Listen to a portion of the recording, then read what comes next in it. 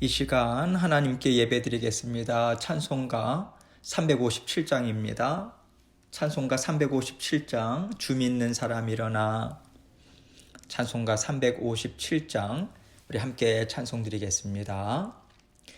주 믿는 사람 일어나 다 힘을 합하여 이 세상 모든 마귀를 다 쳐서 멸하세. 저 앞에 오는 적군을 다 싸워 이겨라. 주 예수 믿는 힘으로 온 세상이 이기네. 믿음이 이기네. 믿음이 이기네. 주 예수를 믿음이 온 세상이 이기네. 온 인류 마귀 괴율로 큰 죄에 빠지니 진리로 띠를 띠고서 늘 기도 드리세. 참 믿고 의지하면서 겁없이 나갈 때 주 예수 믿는 힘으로 온 세상이 이기네. 믿음이 이기네. 믿음이 이기네. 주 예수를 믿음이 온 세상이 이기네.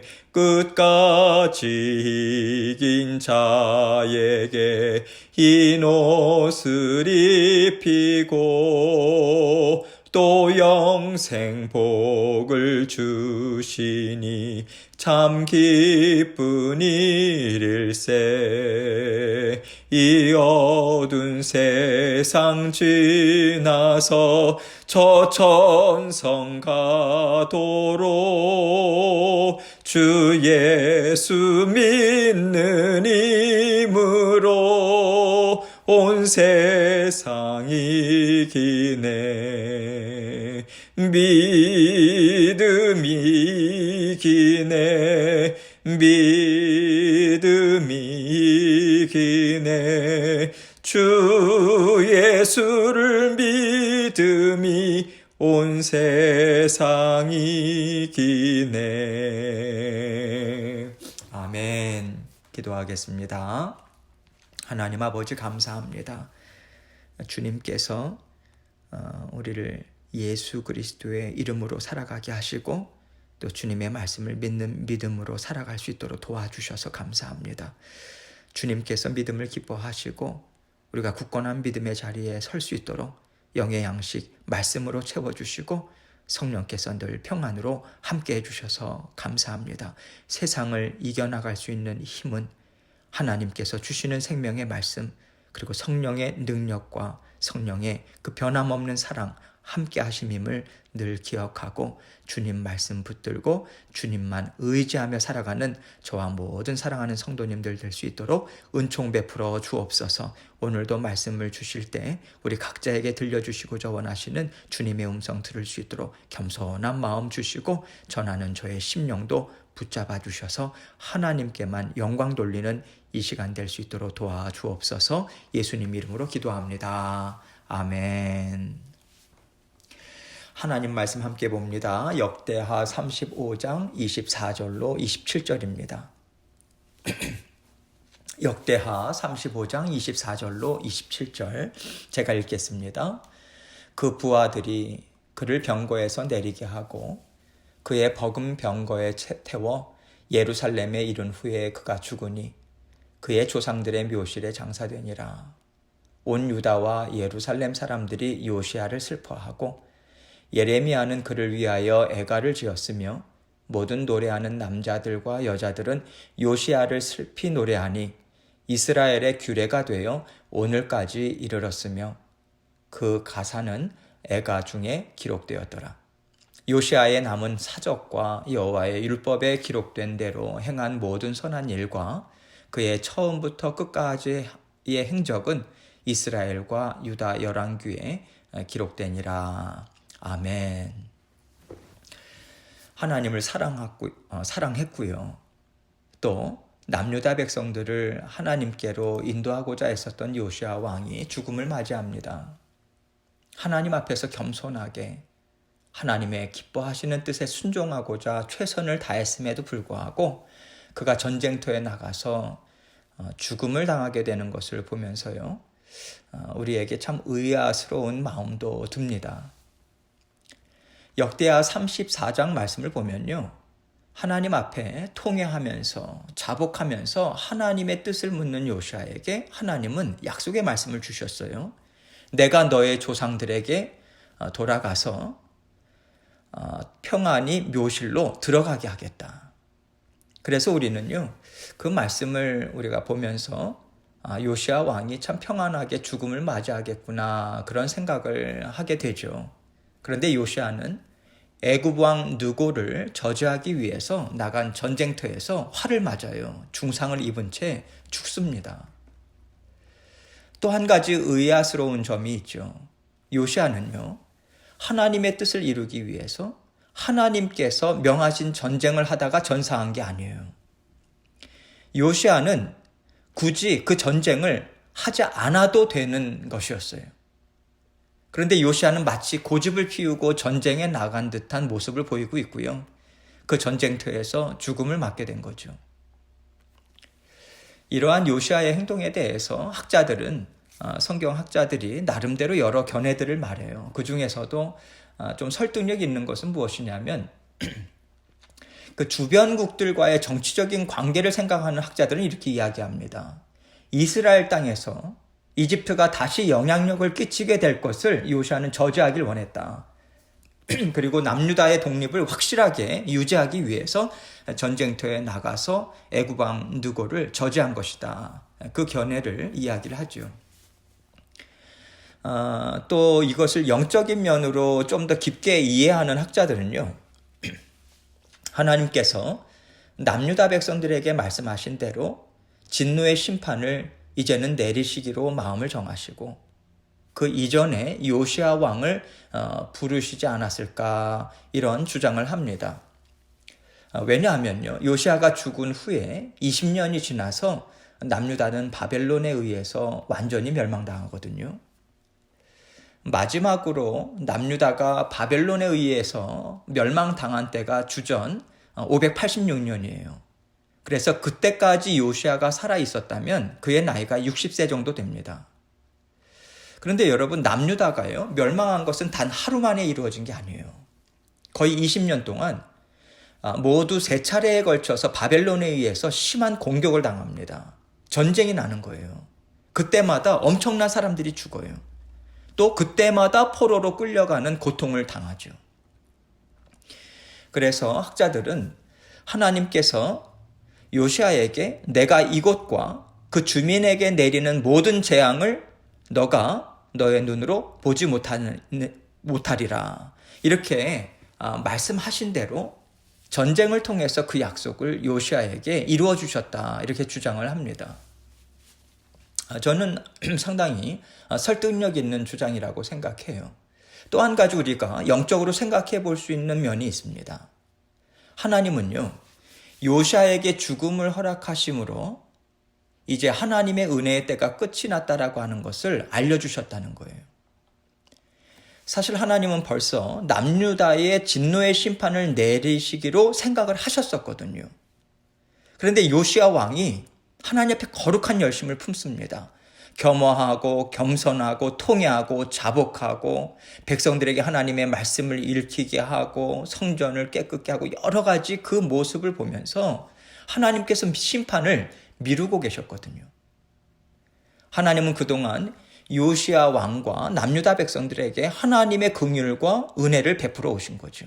그렇기 때문에 요시야의 죽음은 곧 하나님이 지금까지 베풀어 주신 은혜와 긍휼의 때가 끝이 났다. 이것을 알려주는 의미라고 우리는 생각할 수 있는 거예요. 그동안 하나님의 은혜와 긍휼의 통로가 되었던 요시야 왕을 하나님은 그래서 데려가셔야만 하는 것이죠. 하나님은요, 아무리 극악무도한 왕이 하나님을 대적하고 하나님의 구원 역사를 방해한다 할지라도 하나님은 그 악함을 통해서 하나님이 기뻐하시는 뜻을 이루어내십니다. 전능하신 하나님이세요. 그것을 우리는 분명하게 알 수 있지요.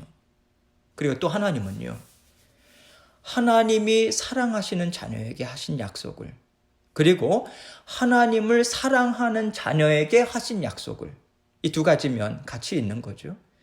굉장히 소중하게 여기시는 분이세요. 그래서 하나님은 하나님을 사랑하고 하나님의 말씀에 순종하며 살고자 하는 자녀와 맺으신 언약은 철저하게 지키십니다. 그래서 하나님의 약속을 이미 받은 우리 또한 언제나 신실하신 하나님의 약속을 붙잡고요, 평안 가운데 살아갈 수 있는 거예요. 하나님의 약속의 말씀을 붙잡는다라고 하는 것이 무슨 뜻이겠습니까? 하나님께서 말씀을 통해서 이렇게 약속해 주셨습니다. 저는 이 약속 믿고 하나님 말씀에 순종하면서 살아가겠습니다. 하나님 도와주십시오. 이것을 말씀을 믿고 붙잡고 의지하며 살아가는 모습인 거죠. 그러면 하나님께서 요시야에게 약속의 말씀을 주신 것처럼 우리에게도 동일한 약속을 주시지 않겠습니까? 하나님은 요시야에게요, 너가 나의 말을 듣고 내 앞에서 겸손했으므로 나도 너의 말을 들었다. 그 말씀을 주시면서 약속의 말씀을 주신 거잖아요. 그리고 그 약속을 온전히 이루어 주시지 않았습니까? 그래서 오늘날 하나님의 약속을 붙잡고 살아가는 자녀들에게도요, 하나님께서는 그래, 너가 나의 말을 듣고 의지하니 나도 너의 말을 귀담아 듣겠다. 그리고 내가 너에게 준 말을 온전히 이루어 주겠다. 그렇게 말씀해 주시고 우리의 손을 붙잡아 주시고 날마다 함께 우리와 삶을 살아가고 계시는 거예요. 물론 우리의 삶에는 여러 가지 우여곡절이 있습니다. 삶의 굴곡들도 있어요. 그럼에도 불구하고 하나님의 말씀을 의지하고 붙잡고 살아가는 것이요, 바로 하나님이 주시는 복과 은혜 가운데 살아가는 것입니다. 이것이 바로 하나님이 베풀어 주시는 은혜 안에서 이루어 나아가는 구원의 삶인 거예요. 이러한 것들을 우리가 생각하면서 오늘 본문 말씀을 함께 생각해 보도록 하겠습니다. 오늘 본문 말씀은 요시야 왕이 전쟁터에서 중상을 입은 직후의 일부터 이제 기록하고 있죠. 24절입니다. 그 부하들이 그를 병거에서 내리게 하고 그의 버금 병거에 태워 예루살렘에 이른 후에 그가 죽으니 그의 조상들의 묘실에 장사되니라. 온 유다와 예루살렘 사람들이 요시야를 슬퍼하고, 이제 요시야 왕이 화를 맞고 중상을 입었어요. 그래서 부하들이 그의 버금 병거죠, 왕의 또 다른 전차를 가리키는 것입니다. 거기에 태워서 전쟁터를 빨리 벗어나요. 그리고 예루살렘으로 마구 달립니다. 그러나 요시야는 이미 죽어서요, 또 조상들의 묘실에 장사되죠. 그리고 온 백성들은 그의 죽음을 슬퍼하고 애도합니다. 이것을 볼 때 우리는요, 하나님께서 내가 너를 너의 조상들에게 돌아가서 평안히 묘실로 들어가게 하겠다, 이 약속을 이루어 주신 것을 우리는 알 수 있는 거예요. 성경에 보면요, 조상들의 묘실에 함께 묻힌다라고 하는 것은 하나님의 인정하심이 있는 거예요. 상당히 중요한 의미가 담겨 있다라고 하는 것을 예전에도 말씀을 드렸죠. 또 모든 백성들이 요시야의 죽음을 진심으로 애도하고요, 그를 조상들이 묻힌 묘실에 안전하게 들어갈 수 있도록 장례 절차를 마쳤다. 이것은 하나님이 요시야에게 베푸신 은혜가 맞습니다. 계속해서 25절 말씀 보겠습니다. 예레미야는 그를 위하여 애가를 지었으며 모든 노래하는 남자들과 여자들은 요시야를 슬퍼 노래하니 이스라엘의 규례가 되어 오늘까지 이르렀으며 그 가사는 애가 중에 기록되었더라. 그 당시에 하나님께서 예레미야 선지자를 세우셨지 않습니까? 그 이후로 40년을 남유다가 멸망할 때까지 그 사역을 감당하죠. 대단한 선지자였죠. 그렇게 선지자로 쓰임을 받고 있던 예레미야까지 요시아의 죽음을 참 슬퍼합니다. 그를 위해서 애가를 지어요. 그런데 이때 지은 애가는요, 에레미야 애가, 우리 성경에 나오는 예레미야 애가가 아니에요. 요시아를 위해서 특별히 지은 애가인데요, 현재까지 보존되어 있지는 않습니다. 하나님 앞에서 경건하게 살고자 했던 신실한 왕, 정말 백성들에게 은혜의 통로가 되었던 왕이 하나님의 부르심을 받은 거예요. 그래서 아마도 이때 영적으로 깨어있던 자들은요, 이렇게 지금까지 은혜의 통로가 되어왔던 왕의 죽음이 앞으로 자신들에게 어떤 일들이 일어날 것인가에 대해서 예측할 수 있게 하는 그런 단서를 주는 것을 분명히 느낄 수 있었을 거예요. 그래서 그들의 마음이 더욱더 슬프지 않았을까, 이런 생각도 하게 됩니다. 26절 말씀 봅니다. 요시아의 남은 사적과 여호와의 율법에 기록된 대로 행한 모든 선한 일과, 그동안 요시아가 행한 일은 여호와의 율법에 기록된 대로 행한 일, 즉 하나님의 말씀에 순종함으로 이른 일들이었다. 그렇기 때문에 그가 행한 모든 일들은 하나님 보시기에 선한 일이었다. 이렇게 증거해주고 있는 거죠. 그러면서 27절 보면요, 그의 처음부터 끝까지의 행적은 이스라엘과 유다 열왕기에 기록되니라. 하나님의 말씀에 기록되었다. 그렇게 이야기하고 있지 않습니까? 열왕기서, 상하, 그렇게 또 기록되어 있지 않습니까? 지금 이 말씀은 하나님께서는 요시아의 모든 일들을 기쁘게 받으셨고요, 그 기쁘게 받은 일들을 성경에 분명하게 기록하였다. 이런 의미를 전하고 있는 것입니다. 요시아 왕은요, 하나님의 성전을 깨끗게 하고요, 하나님을 예배하고 섬기는 일을 견고하게 세웁니다. 또한 백성들에게 하나님의 말씀을 부지런히 먹이는데 최선을 다했어요. 그래서 이렇게 살아온 요시아의 일생을 읽는 우리는요, 하나님 앞에서 정말 잘 살아야 되겠다, 요시아처럼 하나님 말씀에 순종하며 살아야겠다, 그런 교훈을 받을 수 있어요. 요시아는 이미 하나님께로 돌아갔습니다. 그러나 하나님의 백성들은요, 요시아의 말과 행함과 이루어 놓은 일들을 통해서 많은 위로와 격려를 받아 누리면서 살고 있던 거예요. 그리고 이것이 바로 하나님 앞에서 선하다고 인정받는 사람들이 끼치는 선한 영향력인 것입니다. 그러면 이러한 선한 영향력이 왕에게만 있을까요?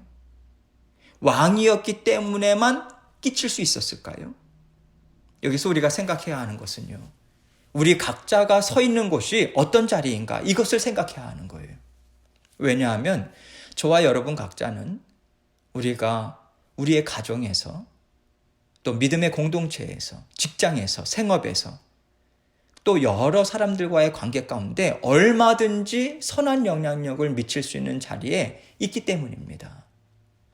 우리는 언제나 여러 관계들을 맺으면서 삶을 살아가요.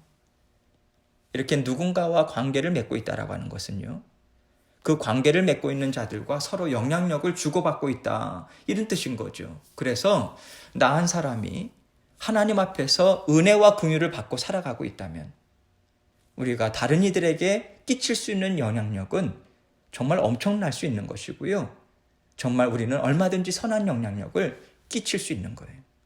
선한 영향력이 무엇이겠어요? 우리를 보면서 그들이 하나님의 말씀을 생각하는 거예요. 우리를 보면서 하나님의 말씀에 순종하며 살고자 하는 마음을 갖게 되는 거예요. 그런 영향력을 끼치는 거예요. 이것이 하나님 앞에서 선하다 인정을 받는 삶인 것입니다. 그럴 때 하나님께서는 요시아의 왕의 그 말과 행함과 이런 일들을 성경에 그대로 다 기록하신 것처럼 하나님은 우리의 선한 영향력을 끼치는 삶을 다 하나님의 책에 기록해 주시는 은혜를 베풀어 주게 되시는 거예요. 그러면 이러한 우리의 삶을 날마다 보면서 살아가는 우리 자녀들의 삶은 어떠할까요? 우리 엄마 아빠는 정말 하나님을 사랑하는 분들이죠. 그리고 하나님은 우리 엄마 아빠에게 크신 은혜와 보살핌과 함께 하심을 분명하게 보여주셨어. 하나님은 살아계신 하나님 맞아. 그리고 하나님은 하나님을 사랑하는 자녀들에게 언제나 크신 사랑과 은혜를 베풀어 주시는 분 분명하다. 그것을 인정하고 고백하게 되는 거예요. 그래서 이렇게 부모님과 함께 하시는 하나님의 함께 하심을 보고 자란 자녀들은요, 언제나 부모님을 통해서 보여진 하나님의 은혜를 붙잡고 살아갈 수 있는 것입니다. 하나님의 말씀을 마음에 새기고 그 인생을 살아갈 수 있는 거예요. 그래서요, 하나님 앞에서 우리 한 영혼 한 영혼이 신실하게 살아간다라고 하는 것은 정말 엄청난 영향력이 있는 거예요. 지금 하나님은 저와 여러분에게 이러한 삶을 주고 계신 것입니다. 그래서 우리는 하루하루의 삶을 그냥 대충 살아가서는 안 되는 거예요. 우리는 매일의 삶을 통해서 우리 가정과 이웃과 교회와 나라에 영향력을 미치는 삶을 살아가고 있는 거예요. 하나님은 오늘 말씀을 통해서 우리가 이렇게 영향력 있는 자리에서 살아가고 있다고 알려주고 계신 것입니다. 그래서 하나님의 말씀을 계속해서 듣고 살아가고자 애쓰는 자녀들은요, 결코 살아가는 날마다의 삶을 하찮게 생각하지 않아요. 그런 반면에 하나님의 말씀을 듣지 않는 사람들은요, 날마다의 삶을 하찮게 생각합니다. 가까이 함께 살아가는 사람들과의 일들이나 관계를 소홀히 여겨요. 그럴 때 하나님께서 이루기를 원하시는 기쁘신 뜻을 잘 이룰 수 있을까요? 결코 이룰 수 없습니다. 날마다 하루하루의 시간을 하나님 앞에서 귀하게 생각하고요. 나와 관계를 맺고 살아가는 사람들과의 사소한 일들을 통해서도 하나님이 주시는 사랑과 배려의 마음으로 하나님이 주시는 말씀을 통한 지혜를 따라서 삶을 살아가고자 할 때만 우리는 하나님 앞에서 선하다 인정하시는 일을 이루며 살아갈 수 있게 되는 거예요.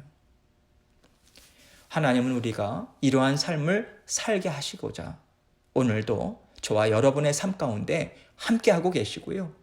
오늘 요시아 왕을 통해서 이러한 교훈의 말씀을 주고 계시다고 저는 생각합니다. 날마다 하나님 말씀을 생각하시고요. 말씀을 붙들고 순종하심으로 하나님이 선하다고 인정하시고 기뻐하시는 삶을 살아가시는 저와 여러분이 되시길 주님의 이름으로 축원합니다. 이 시간 하나님께서 주신 말씀 기억하면서 하나님께 정말 인정받는 삶, 선한 영향력을 끼치는 삶 정말 살기 원합니다. 도와주옵소서. 아버지 하나님만을 믿습니다. 그렇게 주님 앞에 기도하고 또 간구하면서 주님 앞에 나아가도록 하겠습니다. 기도하시겠습니다.